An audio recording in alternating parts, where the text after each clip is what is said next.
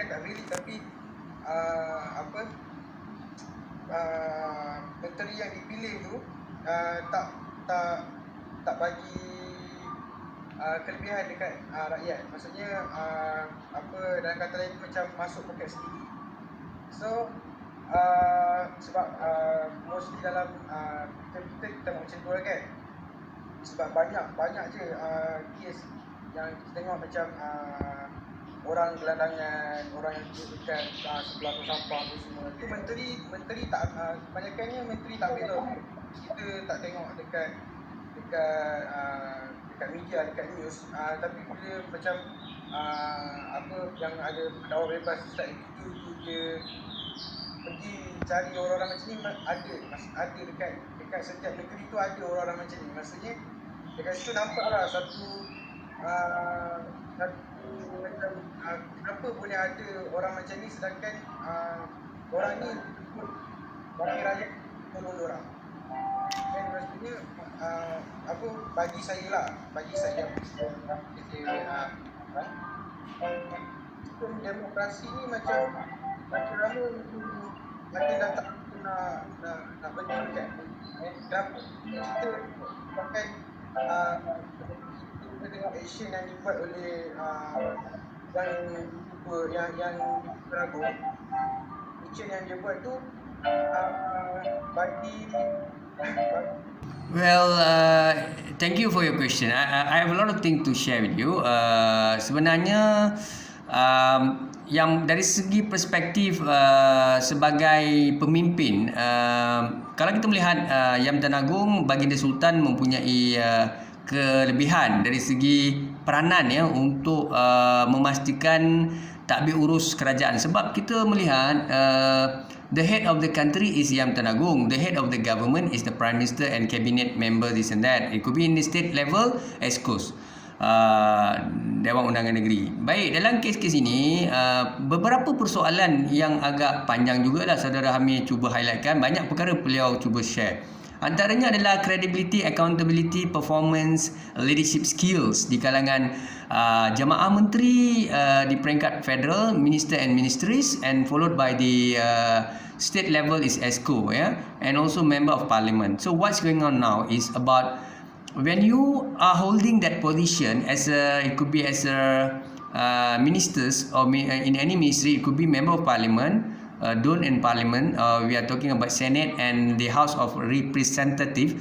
So you should do your best. For instance, you should know what is your responsibilities towards people. So for instance, we are referring to the COVID-19 pandemic COVID-19 outbreak. So what's going on? Actually, the minister should do the best. For instance, it could be press conference, and also taking care of the people welfare, and do the best for the nations. Every ministry, they have their own responsibility and they should do the best for the people. But the problem is, kalau tengok in the early stage, kebanyakannya yang perform tak ramai. Tapi bila tak ramai, yang perform banyaknya Tan Sri Muhyiddin Yassin, KP KKM, and then kita tengok YB Sabrici. Datuk Isyamuddin ada sikit-sikit dengan Kementerian Luar, sebab Datuk Isyamuddin ni dia cuba bawa balik rakyat Malaysia di luar negara. Dia cuba communicate dengan kedutaan-kedutaan dan juga kebanyakanlah India dengan kedutaan lain dan sebagainya. Kita nampaklah ada kejayaan. Tetapi kalau you tengok, sebab itulah saya kata guys, you all, saya, people, think tank, scholars, stakeholders, civil society organisation, NGO dan sebagainya, kita yang kena educate kadang-kadang. We should use the proper medium, proper channel to educate, to persuade the leader. Sometimes the leader dia pun tak tahu apa dia nak buat. Minta maaf lah. Ini yang sebab tu saudara Amir pun perasan benda ni. Macam mana jadi menteri, macam mana jadi macam ni, ada masalah ini tak settle, kenapa benda ni kurang, kenapa benda ni tak diambil perhatian dan sebagainya. You know why? Because politics is all about power. As I said, politics is about power, order, justice. Power, order, justice. What is politics? Politics about power, order, justice. Power mean they need a power to rule a country or state, a level, federal, local government. Dengan kuasa politik mereka boleh bertindak ikut apa yang mereka nak buat, tapi kena ikut undang-undang lah. And then justice, mereka kena beri keadilan. Saudara Amir tanya tadi, adakah mereka turun padang, adakah mereka bantu gelandangan, homelessness, ya. YB YB yang berhormat Anwar Musa, tak silap saya. Ya.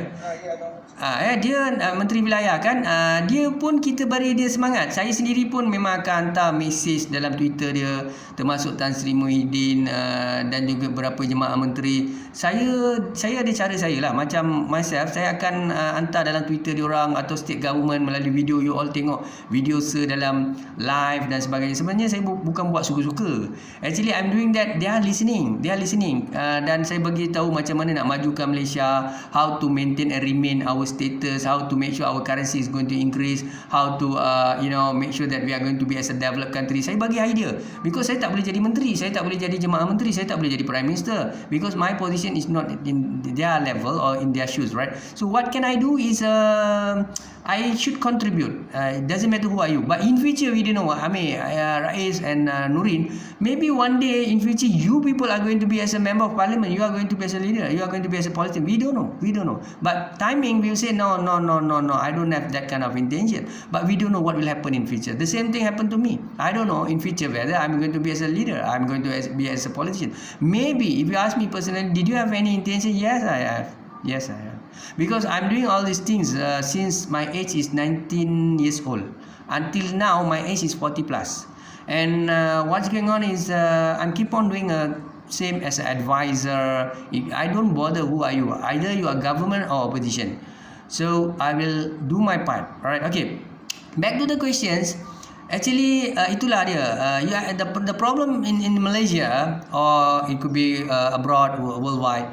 You have to understand, you have to assign, appoint, select a right leader, like right MP, right minister to hold a right position in the right moment.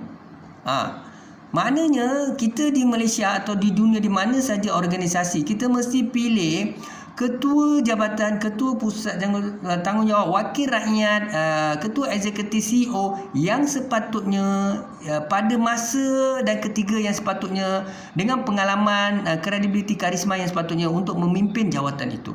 Dan apa yang berlaku sekarang ini, kalau kita melihat, what's the problem is orang yang tak sepatutnya pegang jawatan. Jadi dia lacking of leadership skills, lacking of what they call critical thinking, lacking of blueprint, crisis management skill. Dia tak tahu apa pun.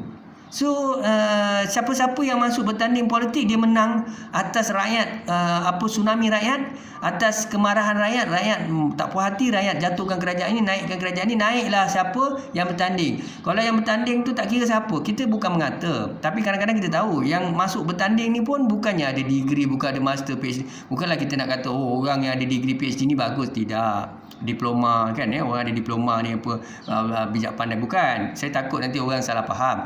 Tapi masalahnya paling tidak pun orang-orang yang ada knowledge ataupun dia jiwa rakyat, dia memang dia suka membantu rakyat, kerja kuat, turun padang dan sebagainya.